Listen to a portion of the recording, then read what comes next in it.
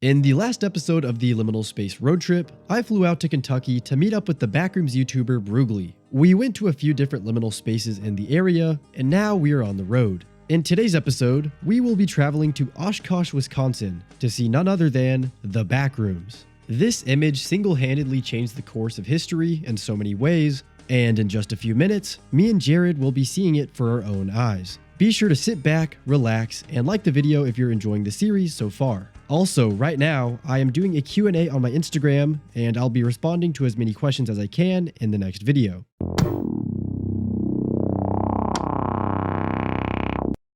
Before we made our way to the Backrooms, my day started pretty bad. I woke up with a headache and a really sore throat. You can probably hear it in my voice right now.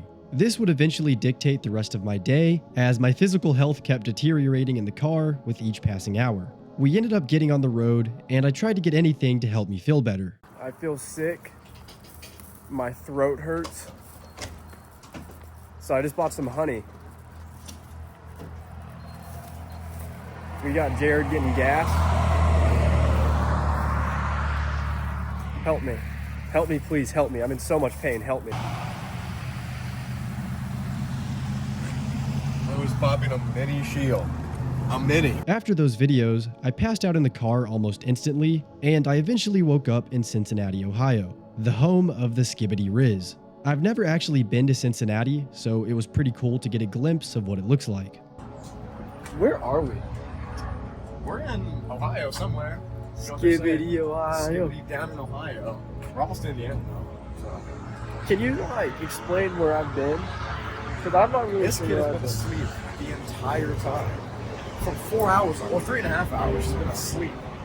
I've just been kind of Me at the wheel. joining the server, leaving the game, sort of deal. But Jaden South is over here, I guess. pee time. The entire trip from Kentucky to Wisconsin was around 10 hours, and around the 4-hour mark, I was starting to get even worse. My body was shutting down, and it didn't help that Jared kept on mogging me.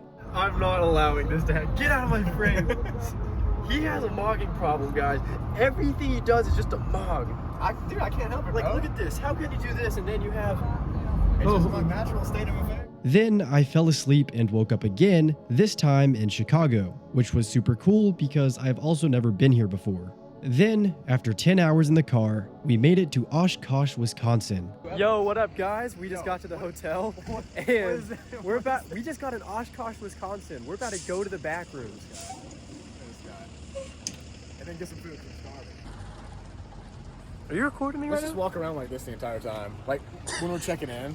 The hotel we were staying at had slot machines in the lobby for whatever reason, but more importantly, the guy who checked us in said that he's a frequent visitor of Hobbytown, USA. If you're not familiar with Hobbytown, it's the current business that resides in the Backrooms building. Before it became a Hobbytown, which is basically a place to buy RC cars and hobby stuff, as you can imagine, it used to be an old school furniture store. It was actually in the early 2000s whenever the old Rainer's furniture store got turned into the place it is today. This is whenever the Backrooms photo would be taken, right before the renovation. Be sure to stick around, because me and Jared got some pretty crazy lore regarding the Backrooms pictures. Like, genuinely, it gets a little crazy. Anyway, we got to rest for a little at the hotel, and you may notice a cotton ball in my ear. For whatever reason, whenever I get sick, my ear starts to crackle and just make loud noises, and the only way to stop it is to shove a cotton ball in my ear. So there's that. Who needs modern medicine whenever you can just shove a cotton ball somewhere? So we got some Backrooms entities here already. These guys, this is who slimes us out in Oshkosh, Wisconsin. I don't know. We're getting slimed in Oshkosh. We might get slimed out, low key. Oh yeah, I forgot it's. Jared has a woke. It's a Jeep, bro. I mean, you have the woke mind virus right You can't roll down the windows over here. You got to go over here. You can take the doors off. That's why it's a Jeep. It's meant to go off road. That's woke. That right there is the building, the back of the building. This is the back of the building for This is the. the front of the building. One of these is Hobbytown, bro. Well, we're It's gonna- that. It got to be that one. That's we're got gonna- airplanes and We're stuff. gonna park and we're gonna walk over.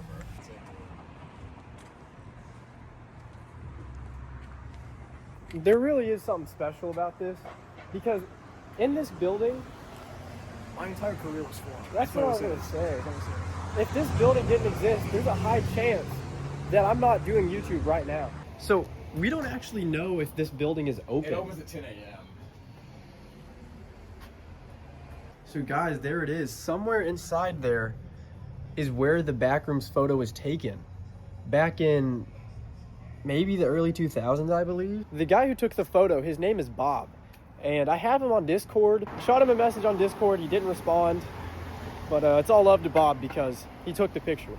Now, in this clip, you can hear me say that a guy named Bob took the Backrooms picture. Whenever the image was initially found in late 2024, everyone on the internet attributed the image to this guy Bob at Hobbytown, USA. Now, what if I told you that he didn't take the picture at all, and that there's an entire story the public has never heard until today?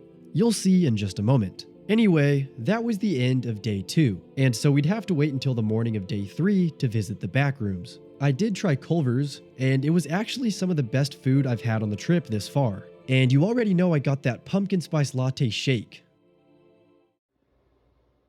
It's the morning of day 3, and I was still feeling quite sick. My health bar was on 0, my everything felt weak and disgusting, but there was some good news. The Backrooms location was now open. We walked into the building and awkwardly waited to talk to somebody who worked there. After a little bit of waiting, we were approached by a man named Bill. Bill was kind enough to give us an entire tour of the place, and he shared a lot of information that hasn't been shared to the public until now. Which didn't, all the pictures didn't make it onto that webpage. I just grabbed a couple of the old school vision. What are the chances that you got? And then that thing, like you said, 25 years later, or 20 years later, when it started migrating up. They're making a movie about the image you took. Dude, that's crazy. Was it paying you for that? Like, No? I think you deserve some you credit. took the image and they're making a movie. Hollywood is making a movie about this. That is crazy. Oh crap! You know, you changed I history. get What a a kick weird- out of people when they come in and they're, like you say, you're a little sheepish to ask the question. Yeah, well, because- it's strange. Especially with new people owning the place, that are they still open Yeah. to the dialogue? So, well, it's not the same anymore. The entire story of Bob, the former owner of Hobbytown, USA, wasn't entirely true. Bob never took the Backrooms pictures. It was never his camera. It was actually Bill the entire time. And he's never gotten any substantial credit for changing the course of history. I would like to say that Bob never claimed to have taken the picture. It's not like Bob was lying to a bunch of people, but everybody thinks he did, when that is not the case. Brugli got the full tour/interview recorded on his channel, so I'll be sure to have his perspective in the pinned comment. Go check it out because it's pretty interesting. All from the man who literally made the Backrooms possible. You can see the outlet that's in the Backrooms photo. A lot of people thought it was CGI because of this outlet. It was just a very, you know, everything about the image was so weird. The lighting. But that's the image. So, as you know, the story was, this used to be Roner's Furniture Store. I believe that's what it was called. And eventually it was bought and turned into a Hobbytown racetrack store where you could race RC cars and things of that nature. And apparently they took hundreds of photos that day. Yeah, apparently so. And he didn't even care. Like he was just clicking on, you know, a select few photos for the website showing the renovation process. And one of them just happened to be the Backrooms photo, which we told him. I kept telling him, like, thank you so much. Like, you changed history. Oh, and Jared, you know what I was thinking? What's up? 6'7". Really? Oh, dude. What's that right there, guys? 6'7". 6'7".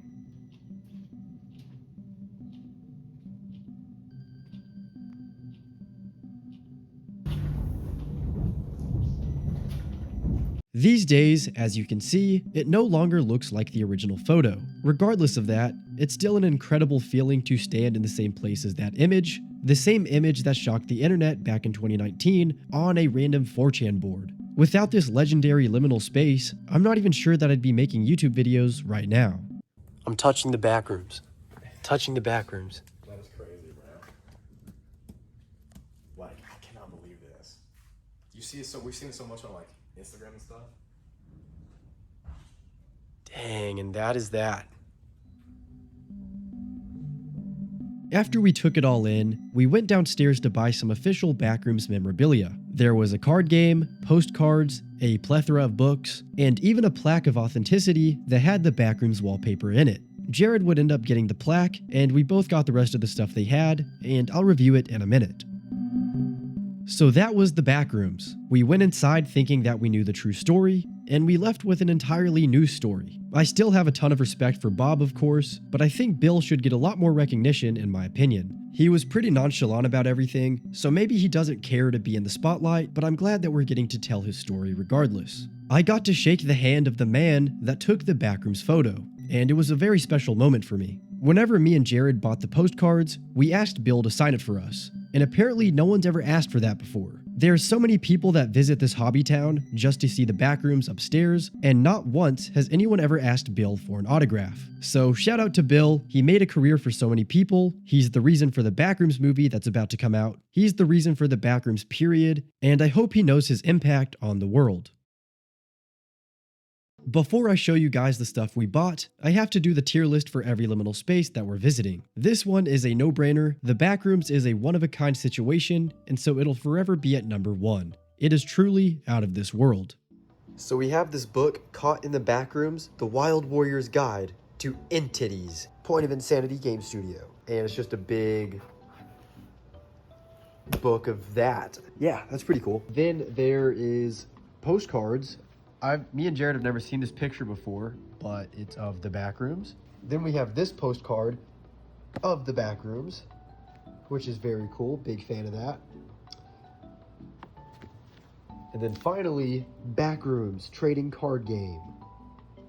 Comes with 10 cards. Jared, what entity is that? Does that ring a bell? No, I don't know if it fights by AI, bro. I can't lie. It's entirely possible this is a... I can't even lie.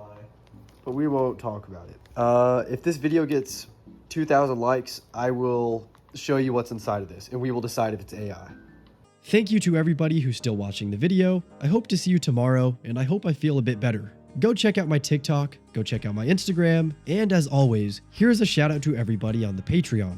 Basmic, Bella M, Boy Kisser, Dusty Antler, El Goober Goob III, Esso Boomin, Evan W, Eyeball Dude, 4 for Color, Jasmine, Jera, Josh S, Josh Wynn, LeBron James Hairline, Lottie Dottie, Mommy Trash Sack, Matt Set on a Cat, Must Lord, Noxel Dreams, Osman Mad For Real, Matt McCusker, Royally Oily, Shiny Breakson, Spooky, Takai Mirasaki, and Yan Savito.